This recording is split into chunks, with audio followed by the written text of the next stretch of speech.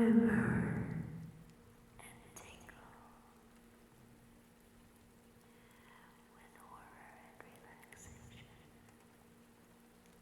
But before that, I think we should set a little ambiance.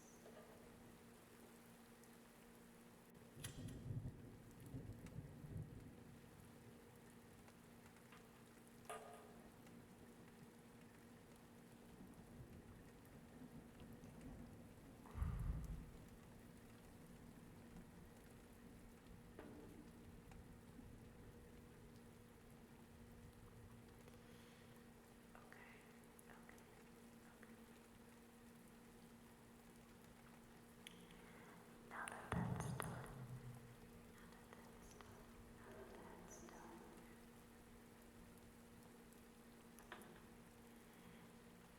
grab your flashlights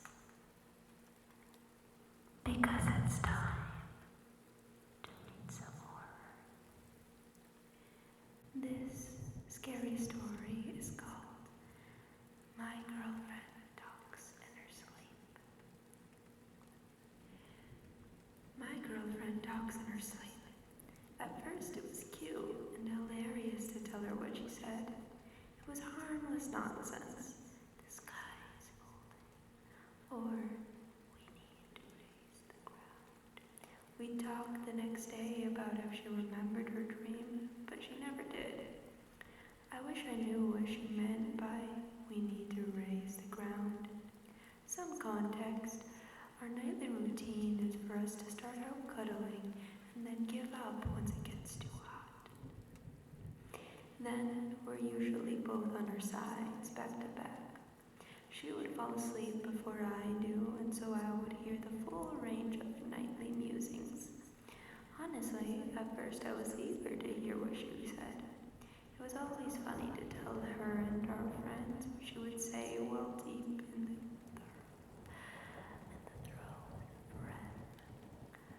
But now I'm done. I'd prefer she not talk anymore. How am I going to sleep after last night? Last night, at around 11 p.m., she was asleep and I was up reading.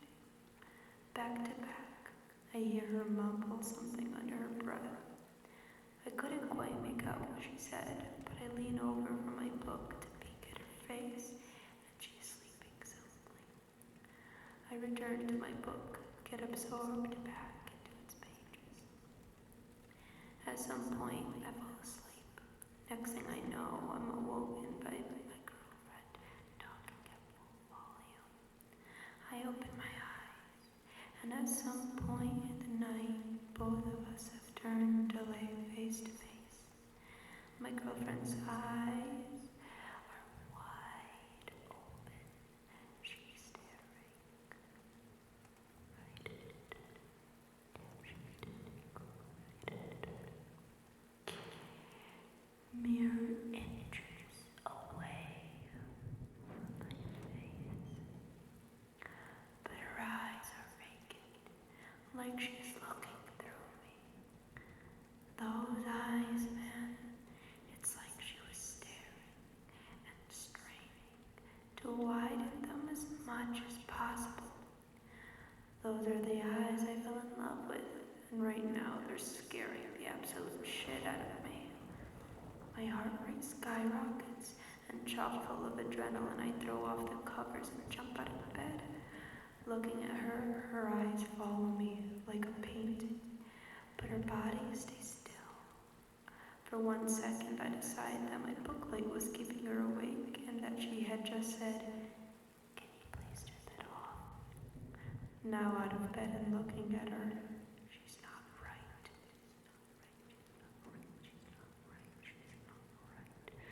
Her body hasn't moved, but her eyes started looking at me, turning around the room. I dared to ask, "Are you all right?" No response. Those eyes look at me when I speak, though. They are now deadlocked. Right into my eyes. Her breathing hasn't changed. That is a sleep breathing. That's when, while looking right at me, she says in a too deep voice, "Come back to bed, dearie." My girlfriend has never called me dearie before. We have pet names, sure, but they range from pumpkin, baby, to cupcake. Dearie sounds like something my grandmother would call me. I decide I'll get more information before I climb back into bed with a potentially possessed girlfriend. "Are you awake, sweetie?" No response. The eyes dart from me to the wall, to the door, then the ceiling. I'm about to nope out of the room when her wide open eyes roll to the back of her head. The white from those eyes stands out in the dim radiance of booklight. "No people's in sight," she insists. "Of course I'm awake. Come back to bed." With a subtle tap of the fingers on the comforter. Looking at her fingers now, I'm starting to come around. She's never sleepwalked before. Surely she is awake now if she's moving her hands. But looking at her fingers, it is as though she is pretending to have control. They are all going in different directions. One finger pointing straight down and the others to the side. Those hands are not my girlfriend's hands. They are simulating normal movement as best they can, though. I say, "I'm gonna go get a drink, baby. Be right back. Can I get you anything?" I'm fully planning to run out of the house the moment I'm over the threshold. But my normally agreeable girlfriend decides I'm not allowed to leave.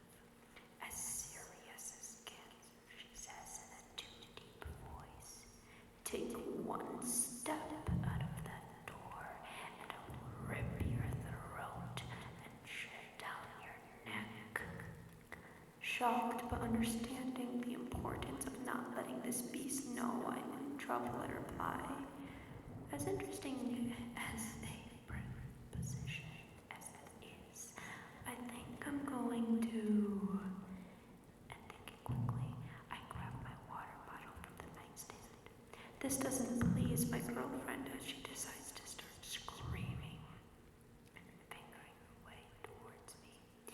It is a supernatural scream, so high-pitched and bird-like. I feel as though my neighbors 3 houses down were going to ask us if they heard of that last night. As fast as I can muster, I unscrew the lid. I unscrew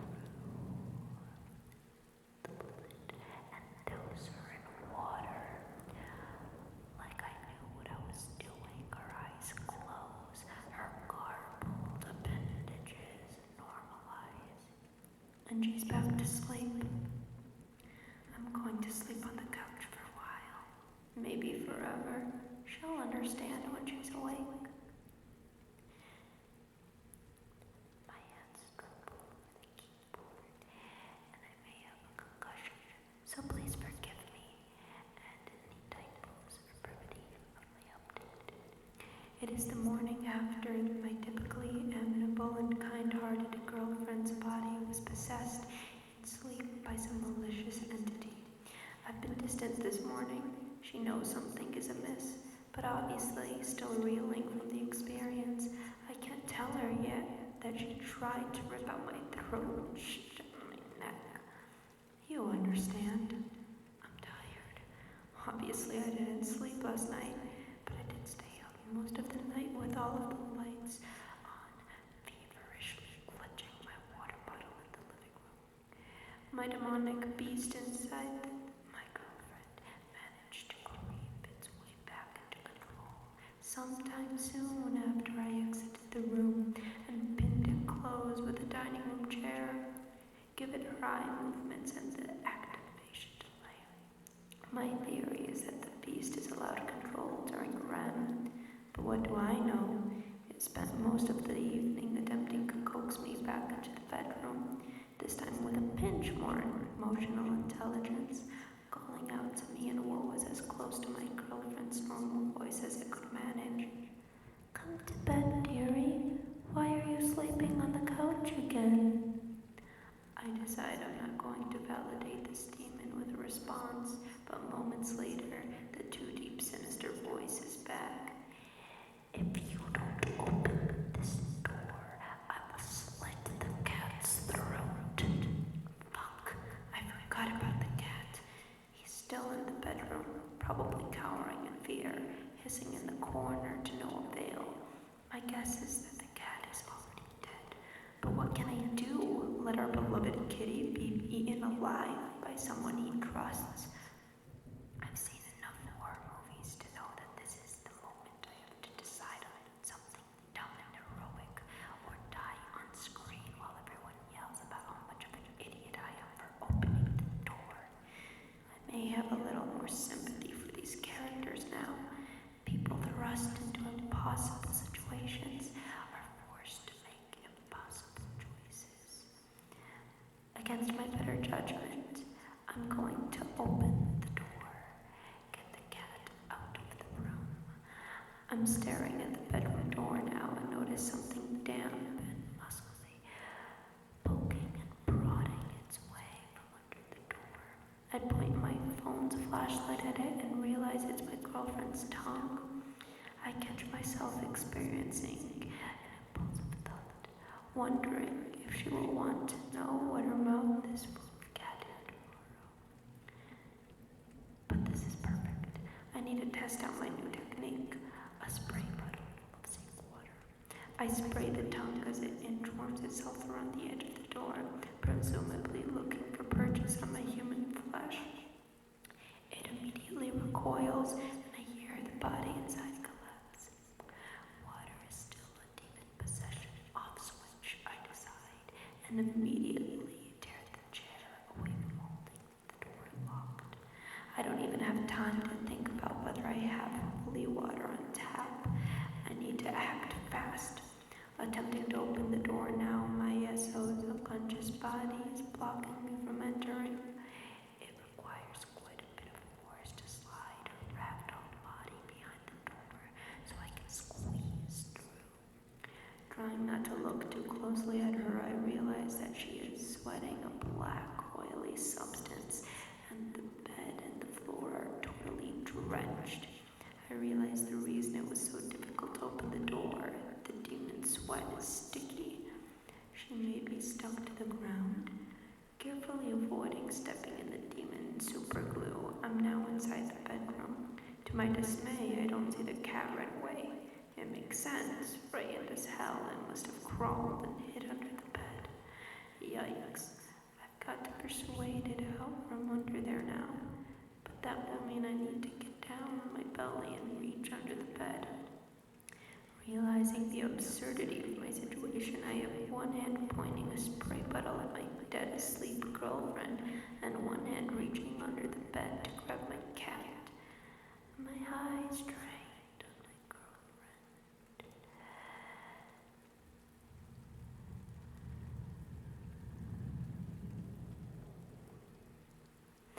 I reach bluntly under the dark bed. I can feel it soft fur. I wrap my hand around it and attempt to bring it towards me. It wriggles free from my grasp, with evidently zero intention of making this easy. It crawls deeper under the bed. Frustrated, I take my eyes off my girlfriend to look where it went. No sign of it. I make the call to put my spray bottle down and point my phone flashlight under the bed. It's too deep underneath me to get it from this side. I'm going to need to go around the other side to capture it.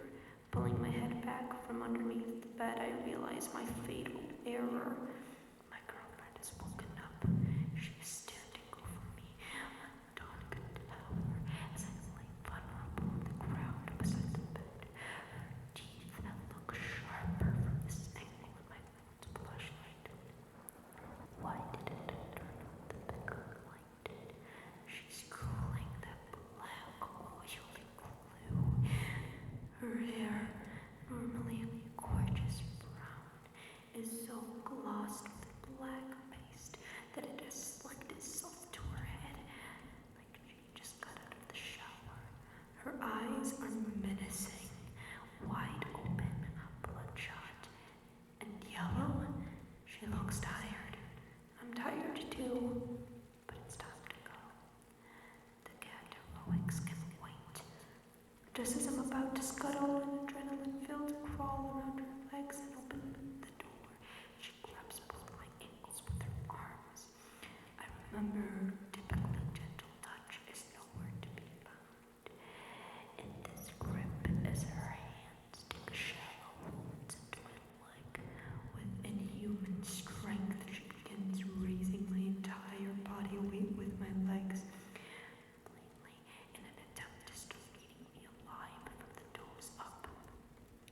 Little does she know I've never skipped a leg day in my life. I kicked my girlfriend square in the teeth with both feet. She drops me on my head, but I can't feel it. While she is stunned, I manage to get to my feet, carefully avoid the natural sputter paste, and exit the room, hands shaking. I adjust the chair to correct angle, just in time to hear agitated knocking from the other side. Baby, come back to bed. It's late. You're going to be so tired at work tomorrow. All of that, and I didn't even get the damn cat out, and my spray bottle was still in there. What the hell am I gonna do now? Okay. Here's what I know. Number 1, the possession ends when she wakes up. Did any of that really happen? Number 2, she has no recollection of the previous night. Number 3, water disables, but only momentarily. 2 to 3 minutes. Number 4, the black ooze she drools and sweats while possessed evaporates. The bed and floor were wet this morning from the water I sprayed, but the rest had disappeared by the time I checked. 5, the cat is fine. 6, I need help. She's taking work calls in the other room. I'm doing my best to focus on my own work, but my mind drifts from my laptop screen. I can't focus. Agreeing to myself that I won't get anything worthwhile done today, I give up and start thinking about next steps. I need an exorcist. I'm not the kind to call an exorcist. I'm the kind of guy that scoffs at the idea. They're all scams. You can't have experience in something that doesn't exist. Clearly, I'm not the religious type, but I'll table my reservations for now. I'm not gonna go through all of that again on my own. Feeling totally out of my element, but unwilling to call a church, I found an exorcist on Craigslist. Price is no object. Let's get this thing out of my girlfriend. He says he'll come over tonight. He messages me and says it is of utmost importance.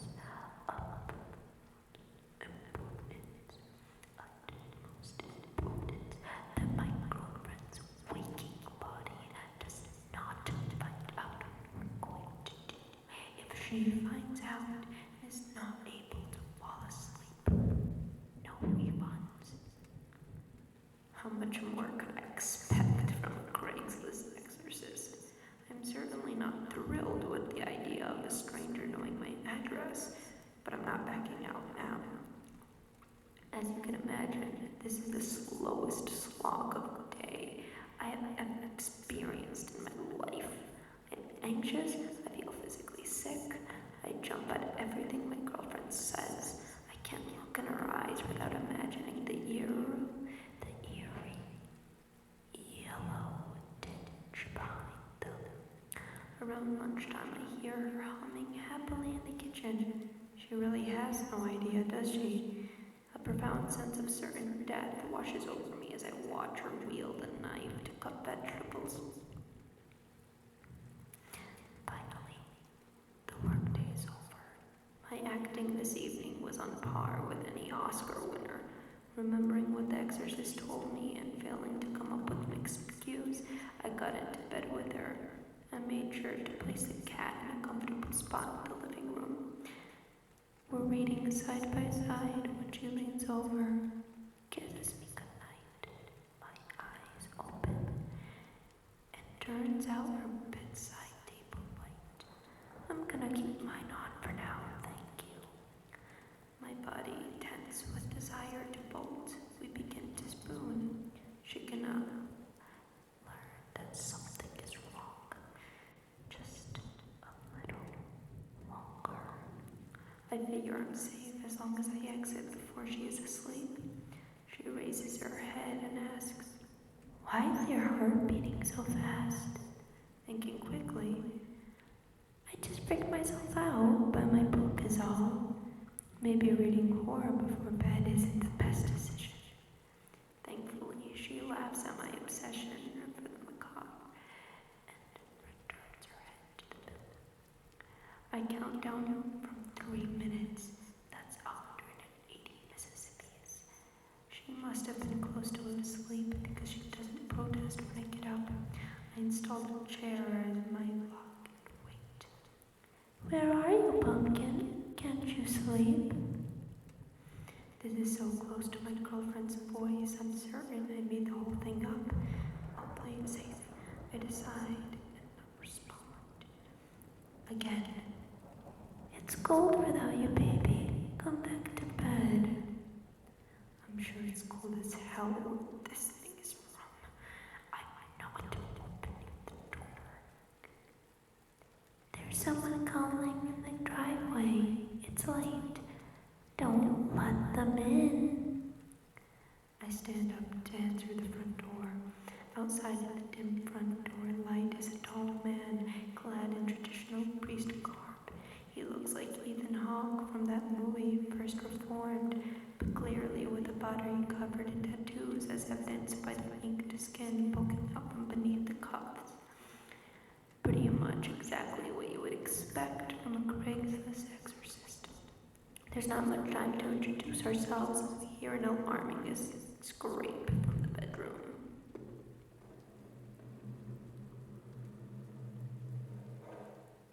I take this moment to read the priest's face and check if he actually has experience with this. He seems to at least be brave, his face giving no indication that he is wearing a costume for a quick buck. Outside of the bedroom door now, in hushed tones, he begins to explain what he's going to do. Brandishing a Bible and a small jar of holy water, I decide not to explain that sacred water works fine too. We're about to open the door. Hands on the chair, I hear scraping again.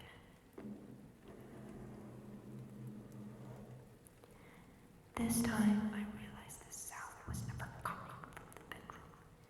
It came from the living room. To my left, I hear the stranger breathe out softly. The cat has been watching us this whole time.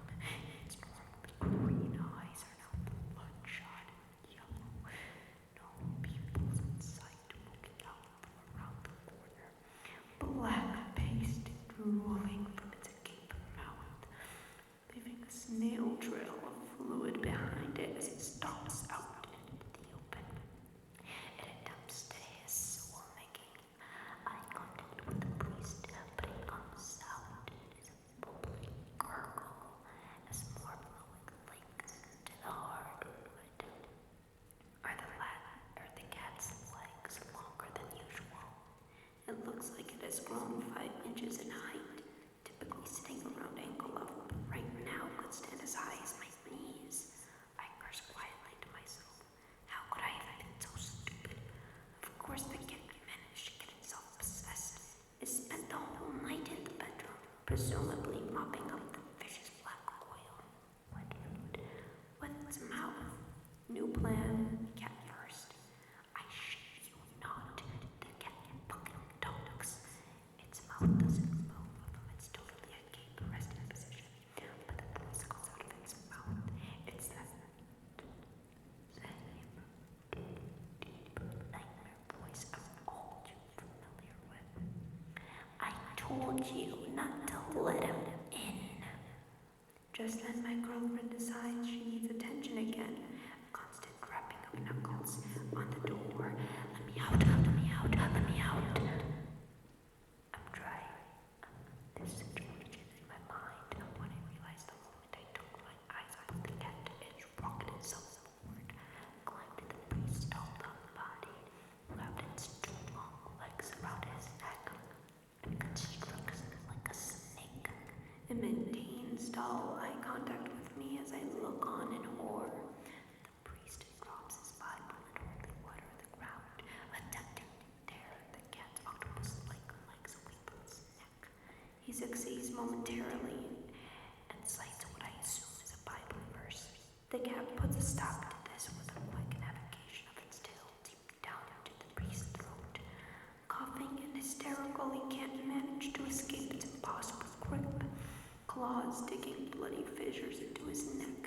My turn. As I grab the holy water from the ground and grapple with the cat's jaw, pouring the contents of the jar down its slimy, obstructed throat. Immediately the cat falls to the ground like a corpse, legs splayed in every direction, and lays on the ground, defeated for now. Once the cat is safely inside its travel carrier, the priest and I share a grim welcome. I ask him if he's ever dealt with this kind of thing before, rubbing his neck. Of course, 1,000 times. It takes a great deal of conviction for me to not physically rose my eyes. Glad to have you around then. Slimed gross, blind escape from arrows in the side of my travel carrier as I explained to the priest not to swallow any of the black liquid. I think there may not be much hope for him now that my cat's tail has penetrated deep into his throat, but we can discuss this later. My train of thought is interrupted by the sobbing harassment of a girlfriend possessed in the bedroom. You don't love me. You never loved me. The doorknob shakes with a dreadful force, tremors ringing throughout the hallway. Fingers emerge at the bottom of the door, vicious oil dripping from under splotched fingernails.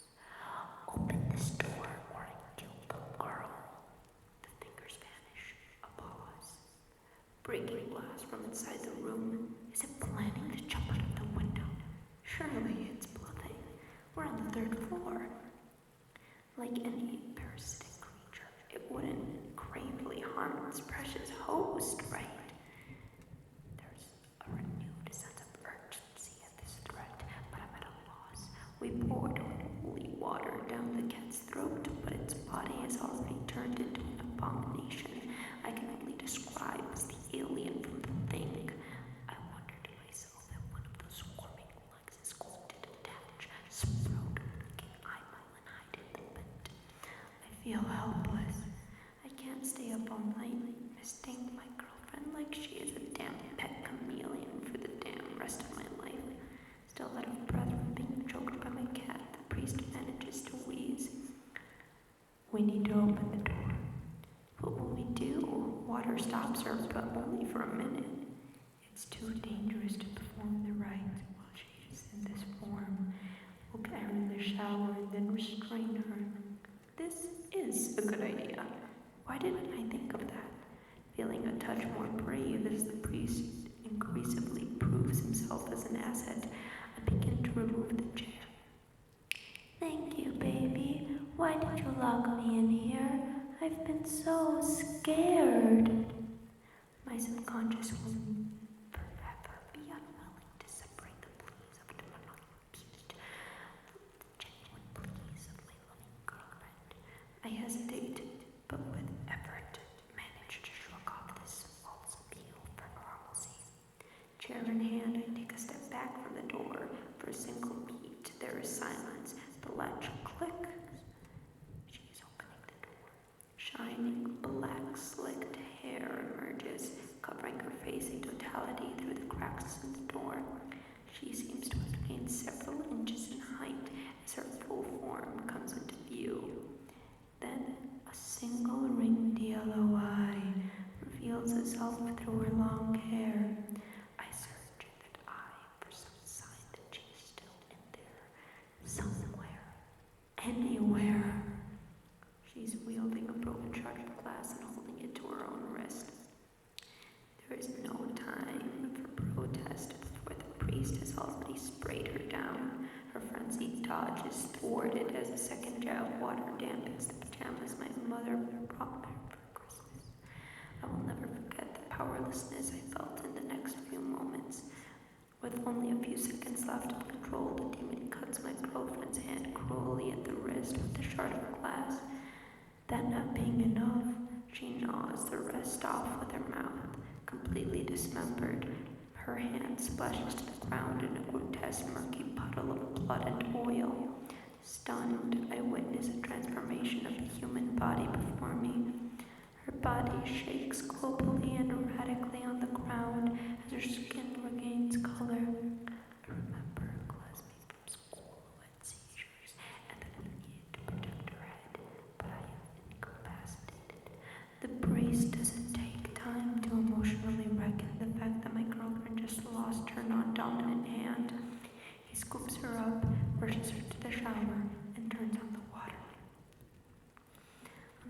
mixture of shell shock and concussion.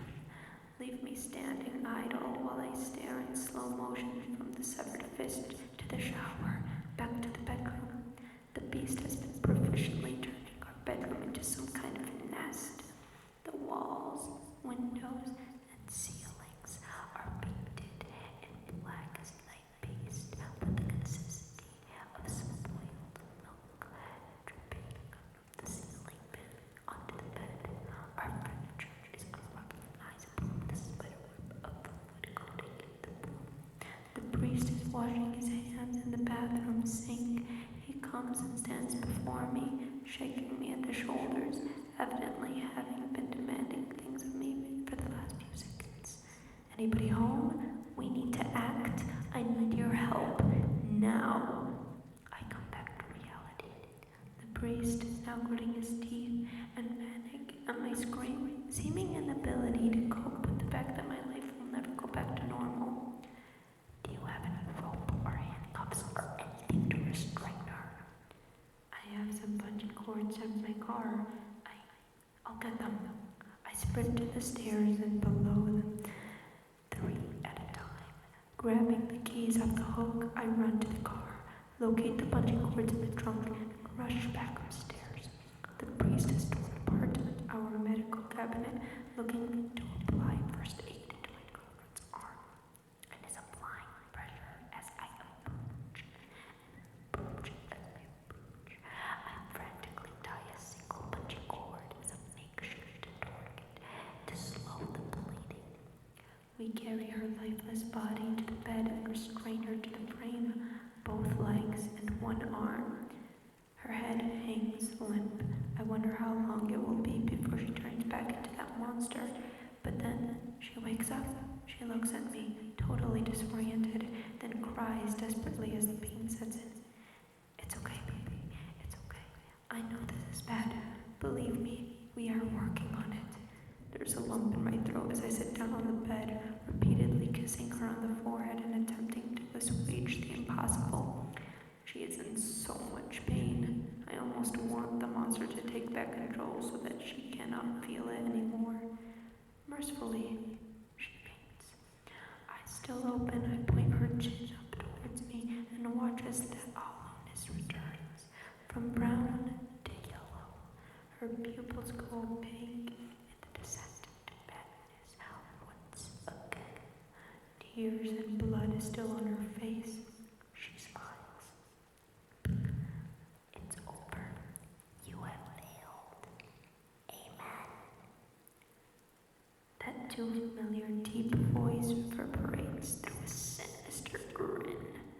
How is this winning in the eyes of this creature? It is restrained, more so than before. It knows something we don't. Something moves in my peripheral. It is my girlfriend's severed hand. Fingers batting across the floor like a spider. A trail of sludge follows it as it reaches its destination, the spray bottle. It senses that we have seen it. Its warm turning to look at us with no ability to see. The hand leaps, tackling the spray bottle and dumping it awkwardly down the stairs. I'm speechless. We have to go after it. We can't let it get inside of the house. By thrashing from the bedroom. The priest.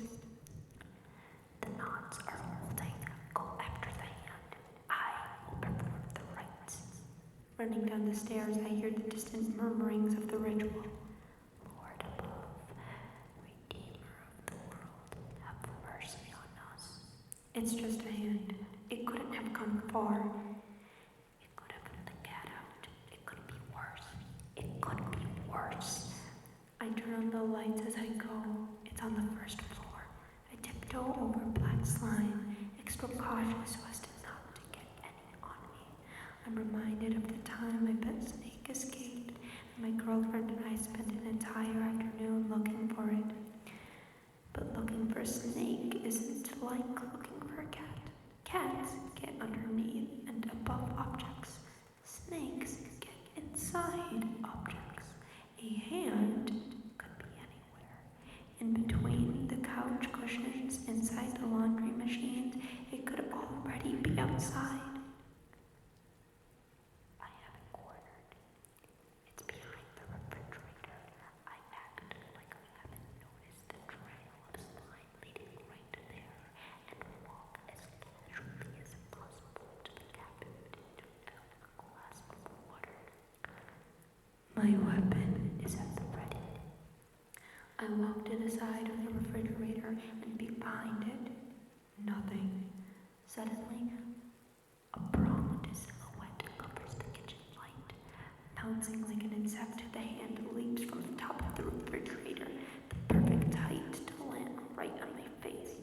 The hand, still wearing my girlfriend's glass ring, attaches to my head, pulling my hair until it clutches by a slip with a thumb behind my top layer of teeth, pressing a fully charged ring finger into each eye socket.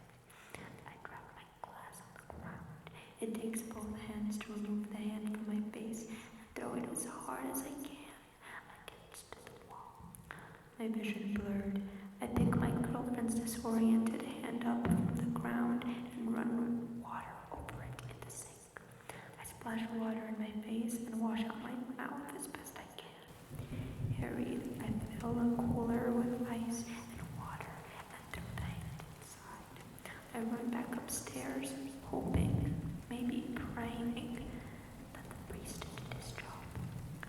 It is silent, except for the demonic notes of the cat in the living room. The priest is hulking over my girlfriend, muttering something under his breath as he cradles the Bible in one hand and his fingers point in all directions in the other.